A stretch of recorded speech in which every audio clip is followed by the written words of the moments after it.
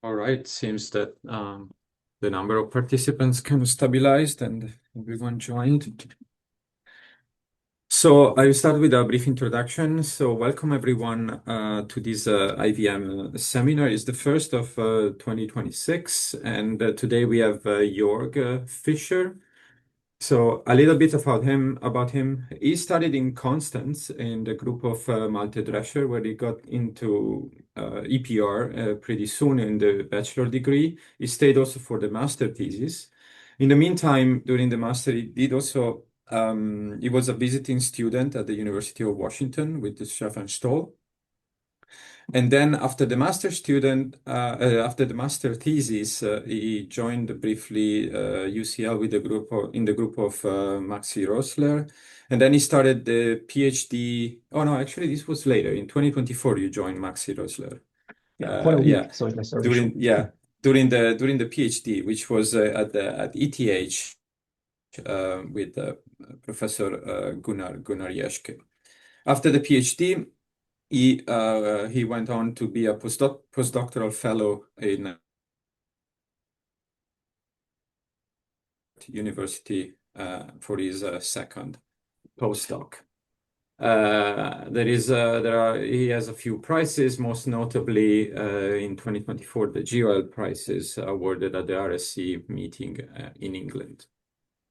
And today, Jörg is going to talk about EPR Operando spectroscopy on zeolites. So Jörg, the floor is yours. Yeah, thank you, Thomas, for the very kind introduction. And thank you all for coming. And it's really a pleasure to kick off 2016 in this beautiful seminar, which now runs like almost six years, maybe 5.5. So it's really beautiful to see that it carries on. So today I want to talk about work I did during my PhD in the group of Gunnar Jeschke and focusing on Redox and Kinetic properties of active sites in carbon ion exchange zeolites and working with Operando, mostly EPR spectroscopy. And now first I want to highlight a bit why I want to do Operando spectroscopy in the first place. Now we all know when we're doing a chemical reaction, we have to overcome some sort of energy barrier. And this can be quite high and can lead to harsh reaction conditions. And of course, that's why we're using catalysts in order to enable reactions at milder conditions. And using a catalyst, we're changing the reaction path. So we have interaction between the catalyst and the molecule of interest. And then we have still overcome a barrier, but now this barrier is, of course, much lower. And then we have a desorption at the end, and the catalyst ideally returns to the state of as it was before the reaction. And now we have a lot of different questions to ask. So what is actually are the active sites, how they look like, and can we differentiate between spectator species? Of course, we want to get also kinetic data, so we want to monitor the active site, we want to determine the rate limiting step, and we all want to do this in order to rational design and improve catalytic materials in order to make them even more efficient. And there's a lot of different methods has been out there. I just want to highlight a few which has been published in recent years across the vast field of spectroscopy and Operando spectroscopy and catalysis or in situ EPR. We have the thermoelectric catalysis work. We have, of course, photocatalyst work. We have more classical, the gas-liquid interface, so heterogeneous catalysis. And of course, Angela Brückner is very famous also for combining a lot of methods together. Then we have electrocatalysis work. And then also what I want to talk about today is more like really classic on the gas-solid interface. And with EPR, we all know we are bound to open shell systems, but still there's a lot of variety of oxidation states we can assess. And today I want to talk about iron and copper in particular. And for this sake of my talk, we will look for iron-free, which will be the high spin state. And because we measure X-band high temperatures, this will be the only state we can observe. And then for copper, we look at copper 2 plus. Copper plus will be a closed system. And we're looking in zeolites. And in zeolites, usually you have very nicely isolated sites. And EPR is very powerful in order to understand actually how exactly the structures look like and how the geometry of the site is in real life. And the materials I'm developed or worked with focus on methane to methanol conversion. Now, methane is main product of natural gas, but also usually main component of so-called flare gas, which is a byproduct of oil production, and usually it's burned on site. So if you dig for oil, you have also some methane within, and you burn it because the low energy density of this material and this remote sites makes it economically unfeasible to make use of it or transporting it. And therefore, we need to find ideas or ways of transforming it in a scale flexible way on site. And it's about 140 billion cubic meters of gas phase change, which is quite a lot of energy, which is wasted. One way of doing this is transforming to methanol. And methanol is a liquid, much has higher energy density, and is also much more valuable. So economically, it could be actually feasible. However, this reaction is not so easy, and copper and iron and zeolites are promising materials for doing these reactions. They are aluminosilicates, and basically they have extra for every aluminum in the framework, you need the extra framework charge balancing, and this can be even then copper or iron. And we talk about copper, so we have a Redox process involving 2 copper sites, where we have 2 copper plus sites and 1 methane, and 1 extra framework oxygen will then form methanol and copper plus. There's not a problem in this reaction, and because the methane is usually very inert or not very reactive, where methanol actually is quite reactive. So usually under condition where you transform methane to methanol, you easily make methanol for CO2. As of course we don't want to do, and that's why we need protection strategies. And one strategy of doing so is doing it in stepwise manner. So basically we don't have a continuous reaction, but we break up our reaction in 3 different parts. We have the activation step, usually at high temperatures. We have the reaction step, so we're reacting the copper in the zeolite with the methane, and then we cool even down and wash with water or steam with water vapor, the methanol out of the framework, because the methoxy is ideally to stick on the copper and therefore is protected towards over-oxidation. Of course, it's never perfect, but at least it's one way of doing it. And all of this work has been done in close cooperation with Andreas Brennig, who was heavily involved with UV measurements. I will briefly show a few of his data, so already thanks to him a lot. Now, this is not a new material, and over the last 20 years, there's been very much zoo of different species have been proposed to be the active ones or a part of the active speciation, and all started around 20 years ago with the proposal of this bismuth oxide, and then it evolved quite a bit. We have like proposal of trimeric species and monomeric species. And the task we were set at the beginning was to basically have a more insight into differentiating between water active species, water spectator species, and the speciation in zeolite in general. And for this, we have an approach of 3 methods. For the monomeric species, E-pairs are beautiful, and because it really shows nicely resolved copper EPR spectra, and you will see them a lot today. For the dimeric species, usually EPR doesn't give a signal because either they are antithermically decoupled or thermically decoupled, but then the zero splitting is quite large. So usually at X-band, we don't see them. There's one exception in one zeolite where the angles are just about right, but it's kind of outlier, so to speak, and we don't use this framework. So Andreas did all the UV work for the dimeric species. And for the overcopper speciation, we use X-ray absorption spectroscopy in order to correlate our results together.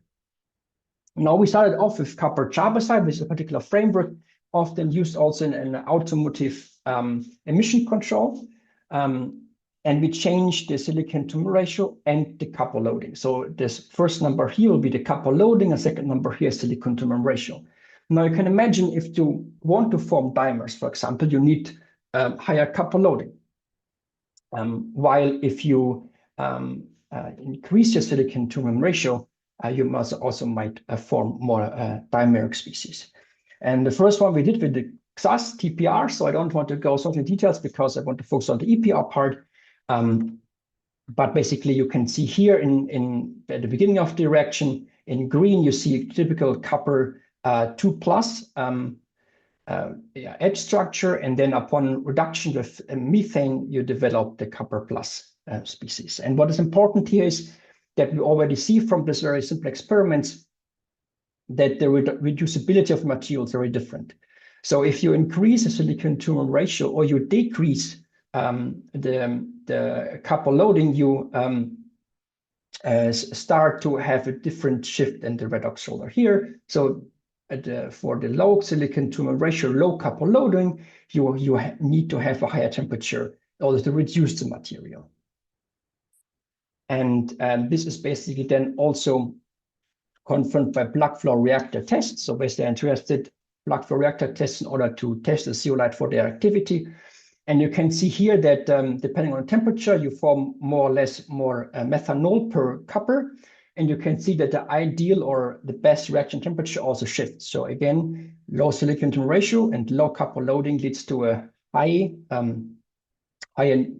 temperature. However, the selectivity is a bit improved. But now I want to start with the EPR.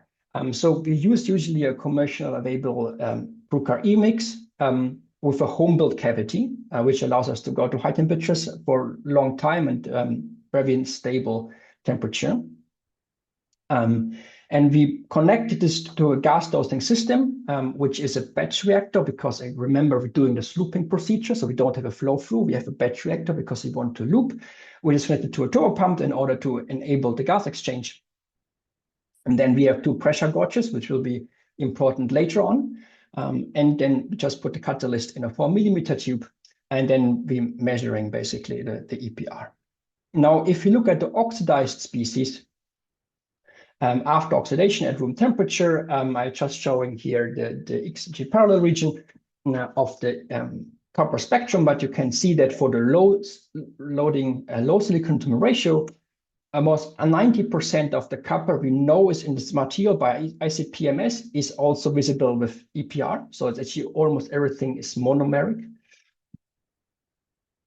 And we have about 2 species, which are literature known, and it's about almost 1-to-1. So these numbers here in percentage, they just gives you a rough idea. So they are not really 40%, because you can imagine it is not so easy to deconvolute the spectra. But just to give you an idea, what is a minority or what is a majority species.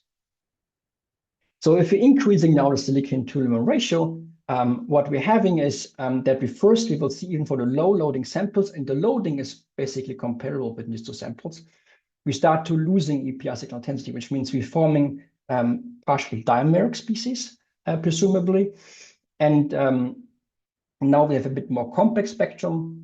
So now we have also a second bare copper ion. So we have like speciations where the copper is charged by two aluminum. So we call them usually bare copper. And we have this hydroxide species where an extra oxygen, which is not part of the framework, charge balance the copper. And we did all some Raman experiments, and the Raman experiments were done at the same capillaries as in EPR. And we actually can nicely see that for all the samples except the low silicon ratio, low copper loading, we have the typical Raman vibrational bands for the dimeric species. So we are confident in saying that basically if you have this low loading, low silicon ratio, we have almost exclusively monomeric species present, while if increasing the copper loading or increasing silicon ratio, we start to form dimeric species. Now, also we did some Operando EPR.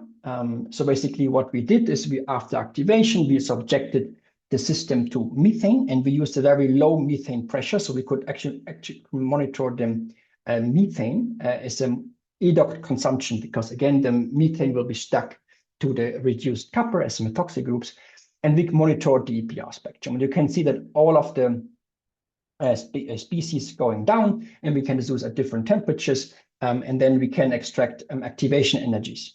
And I did this basically with EPR, knowing that basically we only see the monomeric species. And I did the same for the pressure drop. And I cannot do it for the low loading because the consumption is too low, that the pressure drop is not a reliable measure anymore. But what we can see here is that for the high loading, the activation energy of the pressure drop is not the same as for EPR, which we're expecting, because this will be a combination of dimeric and monomeric species, and the EPR just shows the monomeric species. Now, in traceless experiments of UV-Vis, And he also could measure pressure drop also for the low loading samples, because he could put almost 10 times more materials in his reaction cell than I do in my EPR tube due to different dimensions. And basically what he could nicely show is that his pressure drop, where he didn't see anything with the UV, but he measured the pressure drop, is actually in the same region. So again, there are, of course, large errors here. So I don't want to basically pick on the exact numbers, but what's important is that the range is somewhat the same. So what we can see now is that for the low loading samples, the activation is dominated by the monomeric species, and that all monomeric species are in somewhat reactive, and that the pressure drop for the dimeric species is not the same as the monomeric species, because there are some dimeric species present. And with this, we end up in saying like monomer species are less reductive because we need higher temperatures able to reduce the catalyst and to make the reaction happening. We have a bit higher selectivity, as I shown before. But basically, if we then think about, okay, what would be a good catalyst or a good active material for this reaction, if you're looking at the weight-based productivity of the zeolite itself, still the high loading will win, because we just have much more copper in them. So even though we are more selective here, the overall methanol productivity will be still increased here. However, we were quite intrigued by the ability of the monomers. So we did another study where we just used modernite with 1 silicon-to-1 ratio, but we increased basically the copper loading a bit more systematically.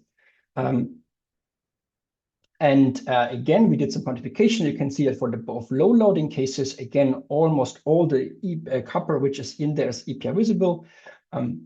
Maybe not 100%, but in a good approximation, everything. And then for the high loading, again, we start to losing a lot. And it's almost just less than half what we are observing. Again, we can do basically the signal identification based on the G parallel region. And maybe I should mention again that these assignments are not based only on the X-band spectrum. We also did S and Q-band spectra on the same materials to be sure that the assignment we are doing is correct. So you may think of, oh, maybe I'm overfitting here, but we can discuss later if you like on the other data. Again, the spectrum are well known. The features are known in the scientific literature. Again, we have copper, which is charge balancing 2 aluminum atoms in para-meta position again. And again, we have a hydroxyl group.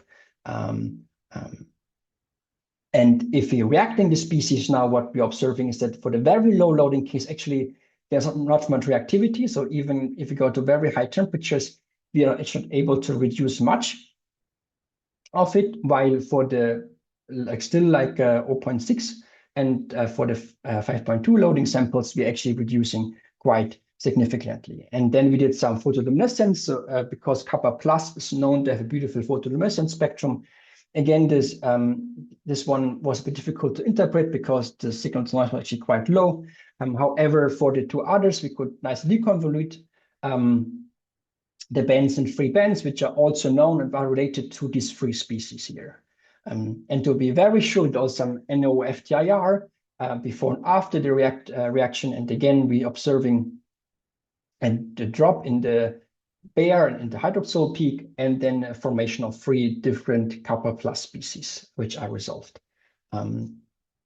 So very sure that basically bare copper and hydroxyl copper species are reacting. And this was actually quite a finding, because it was often claimed that they are not active, the bare copper species. And again, we did some Operando EPR. And what we're observing here, so this was the temperature dependent fits for the low loading. Again, I could not do pressure drop measurements because of the low copper loading in general.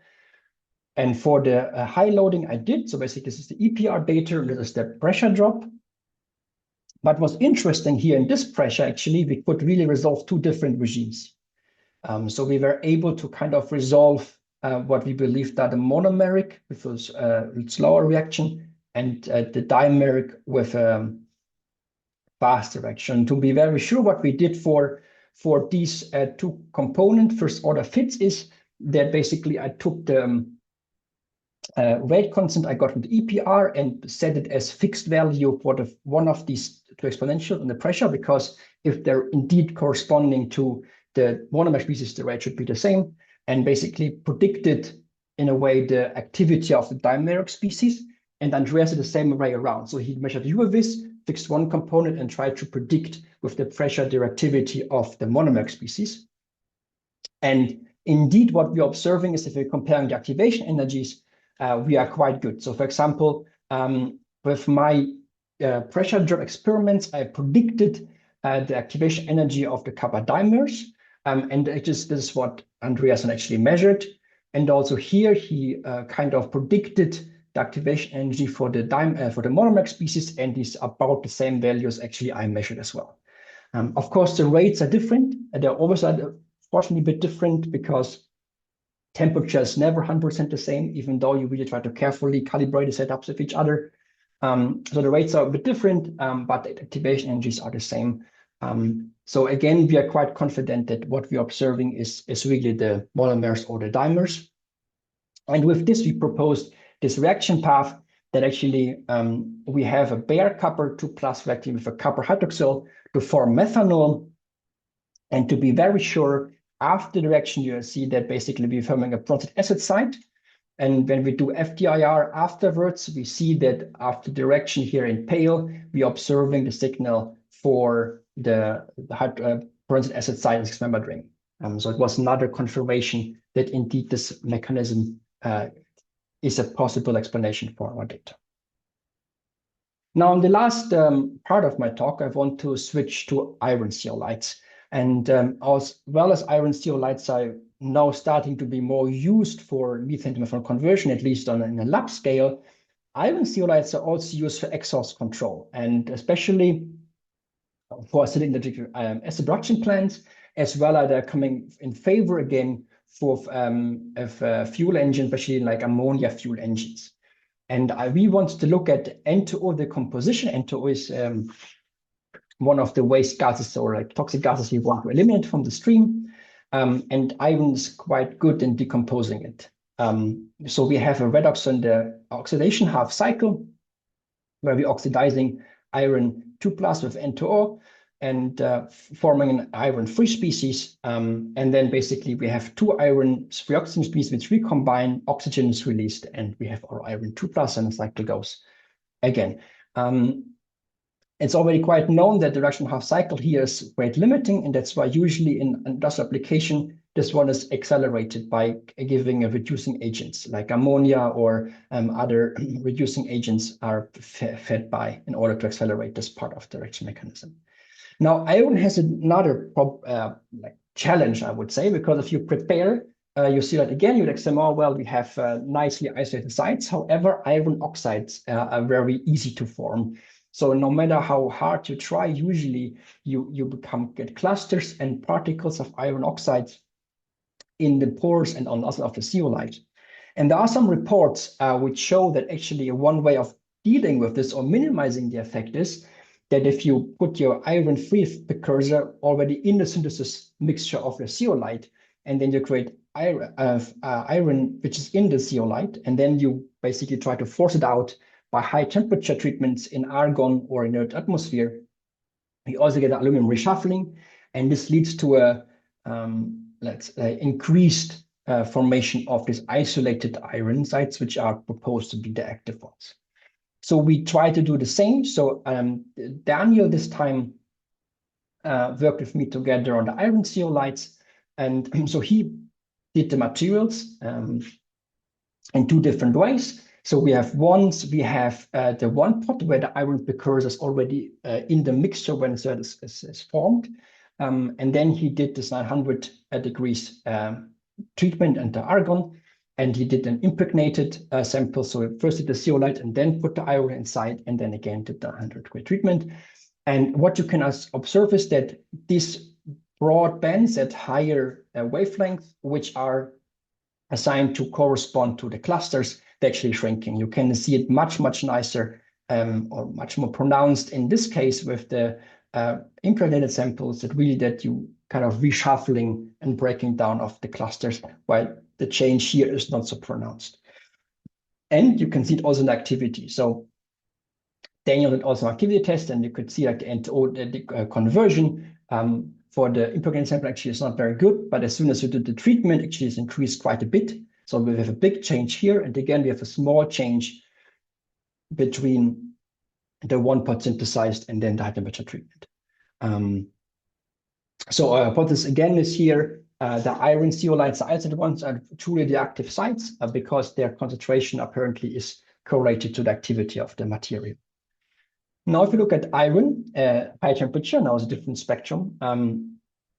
We have usually three different types of signals in these samples. And usually we have a signal around G equals 6 or effective G equals 6, which is often believed to correspond to an axial iron species, isolated ones in the 6-point rings. Then we have this ominous or 4.3 signal, which is always there. And this can have a lot of different origins. So there are reports where it said this corresponds to iron, which is actually in the framework.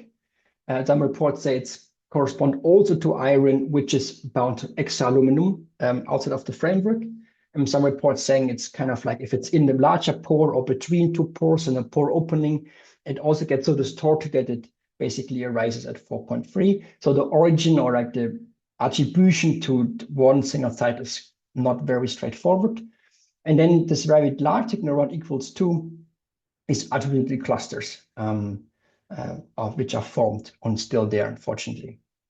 Now, if we're switching now from argon to NO atmosphere, what we're observing is the only change really is here. So we're able to oxidize iron 2+, which is in a more or less axial geometry, and we are forming iron 3+, and this is actually also what is already predicted and also shown by other techniques, is that these axial iron 6-membered rings in different topologies are actually the main active species for N2O activation and then oxidation. But you can see the signal is very weak. So at this very high or like high temperature, the iron signal is actually very weak. You have 0 time resolution. We actually need to average quite a bit in order to see it. So we need to be better in order to follow any way of kinetics. And one idea, what a technique to do this is called modulation excitation spectroscopy of phase shift detection. Now, it's a technique which is applied especially for IR already over 20 years ago, and it is made through a UV-Vis and also XAS. So it's a widely spread techniques, but at least to my knowledge was not implemented yet into EPR. So what it's doing is, again, with our two Redox half cycles, we have the oxidation and we have the reduction of the iron, and basically alternating the gas. And in my case, it's quite slow modulation, so it's 2.5 to 10 minutes. So it's actually quite large time intervals. But what it allows us to is this can allow to be actually to measure very quick. So because we don't really care about signal to noise of a single trace, because we're building up multiple cycles. And then we can just average them in one together. So of course, you have to make sure that they're fully reversible, which usually takes 1 or 2 cycles at the beginning that this catalyst becomes like really like oscillatory. So we have to cut the cycles out. But then basically the reproducible cycles we can average together and basically in one cycle. And this gives us signal to noise advantage. And then what we can also then do is what people call phase shift detection, which is actually very well known to us because it's a analogy of a lock-in amplifier. So with the frequency of the modulation, so with this 1.5 or 10 minutes, we can kind of sort of like treat our signal. And then basically we have a drastic noise reduction and eliminating of static signals because we are only sensitive towards now which is changing. Crucially here to keep in mind is that is basically we seeing everything which is changing. It doesn't mean it's react, it just needs to be changed. So we also need to be sure that actually our stimuli, in this case, the gas composition, it could be also light or pressure or whatever you want to change, actually needs to be selected such that it affects only the species we want to test. And this is basically how it looks like. So again, this is the spectrum I showed you before. And this now it's 10-minute cycles because the reduction is quite slow, so we give them some time to proceed. And you see, again, very small changes here in the time domain. But then if you look at the phase domain after the PSD treatment, what we can see actually is we can see that we can also now identify the active species, and also like all the background is basically zero. So we know that in at least when modeling between argon and N2O, these axial species are the only species which we can see with EPR, which are responding to the stimulus. And with this now we go back to our 4-sample set. So basically what we're doing is now we're cutting now out, because we know that the 4.3 and as well the clusters that don't really change. We're just looking now at the base axial side. And now we're doing this basically in 2.5 minutes, so a bit shorter, with a bit higher time resolution.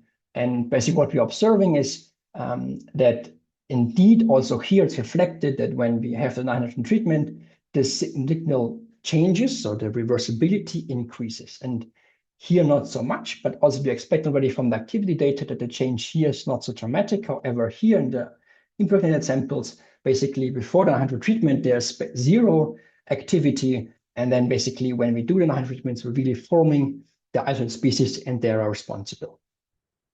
Now, I showed you, or I told you before that we now are quite confident what we are seeing is real, is corresponds, but it's the only species which are active. And I really like the active species we're looking at the N2O composition. So what we want to do is, of course, again, looking for a Operando spectroscopy in order to quantify the reactivity in correlation to the spectroscopy signal. And with this, now we went to zero field point detection, which is a bit unsatisfying, as you can imagine, because it don't integrate. So we have to be on one field position and then record the time domain in the N2O and in the argon case. We did this even to enhance our time resolution. And we use different temperatures, and then we can extract again activation energies. Now, we also record the MS trace. And of course, in direction mechanism, we forming our iron-free oxygen species. Now the oxygen recombines and releases, right? So if we have the N2 cutoff, we can see that oxygen is slowly released, which corresponds to the reduction of the iron, at least in our reaction model. So now what we did, we also got the activation energy for this. And again, the numbers, there are some errors, which actually not so small, but again, they're in the relatively same region. And then to be very sure, with also some microreactor tests. And again, the activation energy which pops out there is very similar. So that's why we're proposing that actually what we're observing is iron-free, iron-2 redox, and the axial side actually is the active side responsible for N2O decomposition.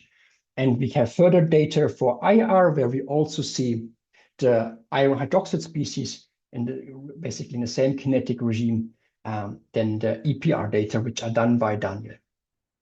So this is now what we're proposing is that N2O activates the iron in the 6-membered ring, the quasi-axial symmetry, and then it decomposes to form oxygen and makes a catalyst working again.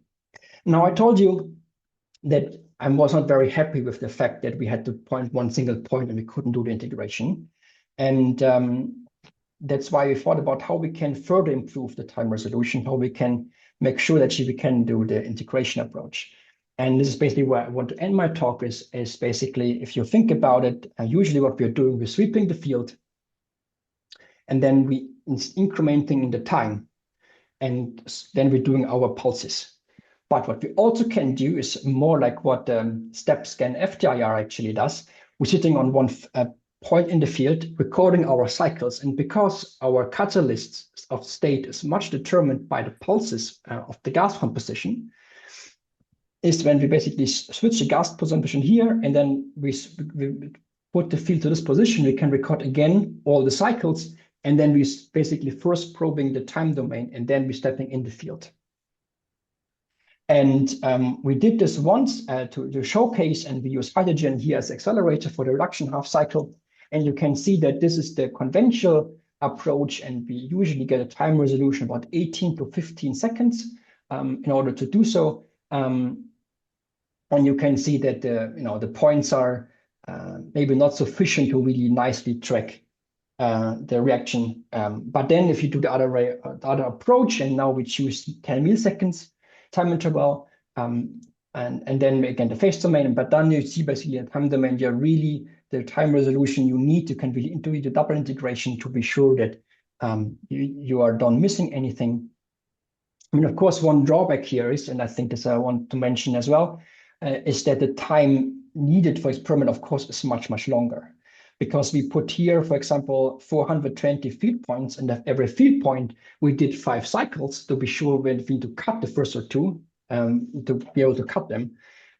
So basically, every field point has done multiple cycles of 2.5 minutes half cycle. So every field point takes already a long time, and then you step it 120 times. And also it over million data points, and also the Bruker software is not super happy with this. So sometimes it crashes, but sometimes it makes through. So it's I think a nice little trick you can play, but of course the price is that your experiment takes much, much longer. But if you need a time resolution, you can get this. And with this, I mean, end of my talk. And I want to thank a lot of people, of course, first and foremost, Gunnar Jeschke, with whom I have the pleasure to work, being supervised by in my PhD time at ETH. I have to thank Hugo Karas with his knowledge about EPR hardware. He was really helpful for the synchronization for the last project, where we could synchronize the pulses with the spectrometer in order to be able to get the reversed acquisition. Daniel Kloos, Michael Akrachev from our group for endless discussion about EPR catalysis. René Chamberlain of the Oberhensley for the hardware. Christina, secretary of the group, which is always very helpful for every thing you need. And then, of course, the whole EPR group. And my collaboration partner, Jonas Brennick, for the copper project, supervised by Vitaly and Jeroen.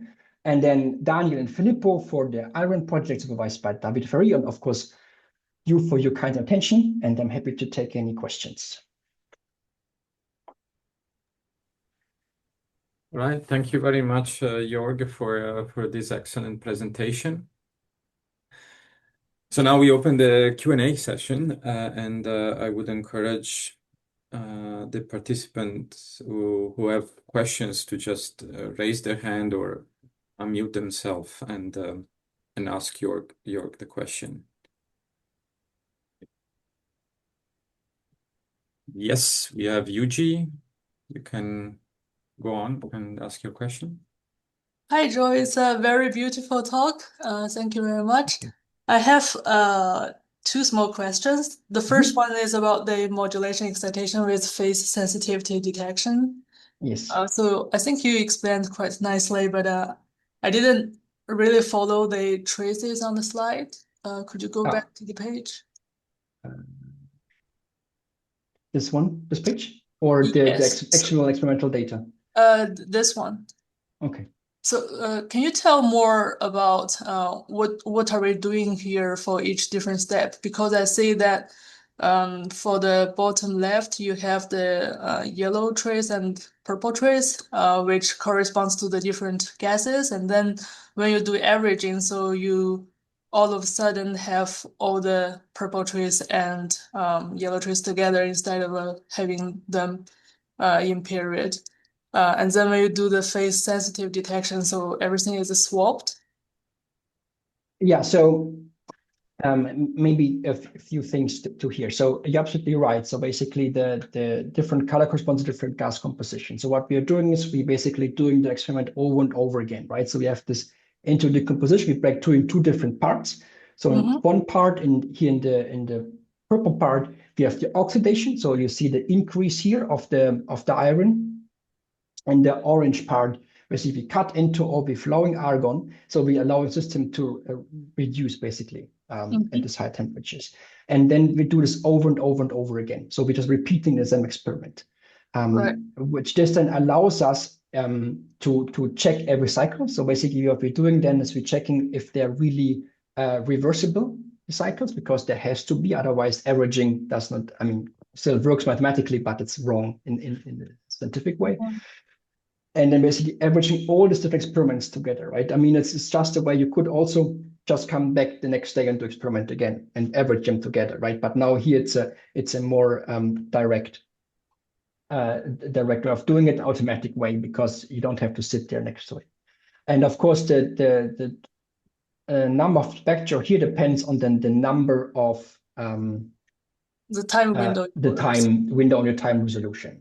Okay. Yeah, exactly. So this is how So the the averaging averaging comes is in. basically you add all the purple trees together, and then you Yeah, so add all the yellow trees together, right? Yeah, Okay. so basically you add all the yellows together to form one of the, all the purple together to one purple, and then all Yeah. the oranges to one orange. Okay. And this, of course, gives a signal to noise ratio, right? Because again, it's for every cycle you add together, you increase signal to noise.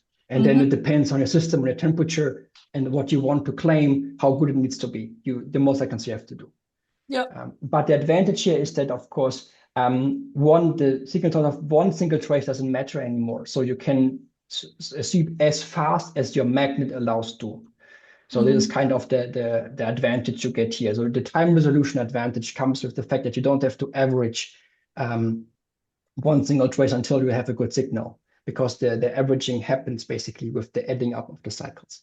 And then this phase sense detection actually is a very simplistic mathematic model. You just multiply these data basically with a sine function, which are the same frequency as this, and then you integrate. I have a backup slide for this.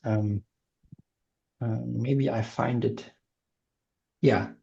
So basically, it's this function. So it's not very complex in a way.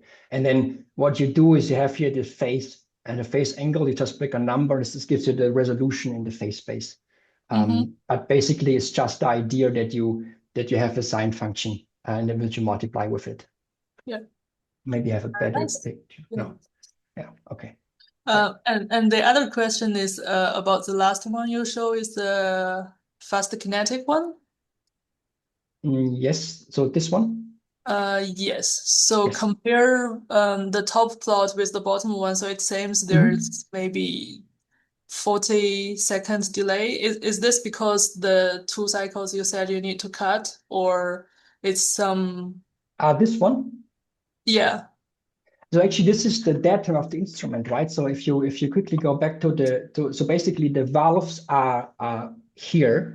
And maybe I can go back to the actually image of my EPR spectrometer. I can show you a bit more. So basically, this, of course, in the flow-through system, but basically the valves are outside of the magnetic field somewhere here. And then if you switch the valve, the gas needs some time to basically flow all the way down, hit the catalyst, right? And this is the kind of the dead time. This is actually what you see. So with this very high time resolution, you start to see this basically imperfect hardware. Whereas ideally, of course, you want to switch the gas and immediately the gas composition is changed. But obviously, you need to have a time until the gas basically is exchanged in the reactor and the system reacts to it. So it's that time. Yeah. Okay. Thank you. All right. Thank you. We go to Alexei, who has also a question. Hi, Jörg. Thanks for the nice talk. I had a question about the kinetics curves that you show in the first part of your talk, where you talk about the copper substituted zeolites. So the somewhere, I think slide 27 and 20, you show some kinetics, and I don't quite understand. Is it the kinetics that you got from the EPR, or is it what you got from your gases? And they actually don't look very much first order. So how do you interpret them? Thank you very much for the question. So basically, what we're having here, so these are the EPR data. So these are just the basically integrated EPR spectra over time, and of course they decay because the copper 2 plus reduced to copper plus, which is not EPR detectable anymore. So basically, you have the decay in the signal. Maybe the other one is indeed better. Yes, because I showed here basically the spectrum itself, right? So basically over time it goes lower. So these are indeed this from the EPR. And yes, so basically the thing is that we need 2 copper sites. right, for the reaction mechanism, right? Where you basically have this two-side mechanism where we have, for the monomeric, where we either have two hydroxyls or one hydroxyl and one bare copper. And you're absolutely right. So basically, we assume a first order for the copper because we have a much higher methane. So we assume pseudo-first zero for the methane because we have a high excess of methane. So basically, we're assuming we have a first order for the copper. But the problem is because during the reaction, the copper gets more and more kind of like away from each other. Actually, we have two regimes. Maybe no, I don't have the data, but basically you can see it here. It starts basically to be a bit more linear. And if you follow this curve, actually it becomes linear. So basically we are fitting the curve with a linear contribution and an exponential contribution. And we think that the exponential beginning basically is the first order, which is the initial kinetic. And this is one we are using. But okay, so yeah, this is so you just discard or so you're just looking at the fast process that is going on. It's going on with yes. copper. So then the reaction that we're talking about, and you're getting the activation energies for, is actually like the copper conversion reactions. Yes. Yeah, the reactions involving the catalytic cycle. Okay, I see. Thank you very much. Thanks. Yes. But yeah, it's not was not so. I mean, it was at the beginning. We thought it's more straightforward, but yeah. Thank you very much for your question. All right, we go to the next question by Murugan. Please go ahead. Yeah, thanks. It's a great talk. I have one simple question, like, if you consider these two zeolites, copper as well as the iron zeolites, so you are trying to convert the methane into methanol. So Yes. if you add hydrogen peroxide, like take the zeolites and hydrogen peroxide, then how do you think, like, what could happen to the conversion of methane into methanol? So actually, this has been done. I think the Graham, Hutchinson group and Cardiff were the first one working on this, on the liquid phase oxidation. And then it's picked up by by some other groups working on this. Also on even mixed oxide, so they have copper and iron in the same zeolite. To the best of my knowledge, it is actually not even very clear how the active site looks like, because maybe I can go back to my zoo. So in water, of course, these things will look different, right? Because water will also coordinate. So there are some DFT structures predicted for how the active site actually looks like. There are some papers which say under liquid conditions only everything is monomeric, and the peroxide is oxidizing the copper, and then but also you have this Fenton-like reaction, so you have the radical reaction as well. So I think the reaction network is much more complicated, and I don't, at least to my knowledge, there's not yet a clear picture on what happens exactly. Also, the oxidation states are still debated. I mean, for the iron, especially, some people say it's iron 5+, then for peroxide, some people say it's iron 3+, some people say it's iron 4+. So there's a lot of questions to be answered, I guess. I mean, the advantage of peroxide, of course, is the milder conditions, right? So you're at room temperature, you're in liquid phase. Of course, you need to get the gas in it, right? So you have to bubble the methane in it and hope that it becomes enough concentrated to make the reaction happening. And then also a big thing is product separation, because then you have liquid solution and you have your methanol there. And again, I'm pretty sure that it's in the second you start to also react the methanol then to formate or acids, and maybe it's a CO2 even. So I think that the problems are similar in a way. Yeah, I mean, from the active side to the reaction network, I think the peroxide is much less clear than the gas phase. I hope this answers your questions. It was a very long answer, but I hope I touched the points you wanted to hear. That's okay. It's a complex chemistry, I know. Thank you. Okay, thank you very much. Are there any other questions from the audience? Doesn't look like. So if not, I would like to thank Jörg again and for this nice seminar and the nice discussion afterwards, and thank all the participants to this IVM series. And yeah, I'll see you all next time. Right. Jörg, thank you very much. Yeah, thank you for the opportunity. It was really, really nice. I speed up a bit so to have a bit more Q&A, but I hope it was okay. Yeah, it was okay. I think we had a nice discussion afterwards. Yeah. So you're going on with these experiments in Utrecht now? No, unfortunately not. I change, or like unfortunately, fortunately, depending how you put it. Right. I will still work with VPR, but also I will work a bit more broadly on Operando spectroscopy. But probably So still you're on still doing zeolites. Operando. Okay, Yeah, yeah, still okay. Operando spectroscopy, but not on copper, not on iron. So Okay, we're okay. thinking about different metals and different reactions, more Yeah, like into methanol to olefins and these kind of reactions. Yeah, that makes sense. All right, thank you very much, and good luck for your future experiments. Thank you very much as well, and yeah, for you as well. All right.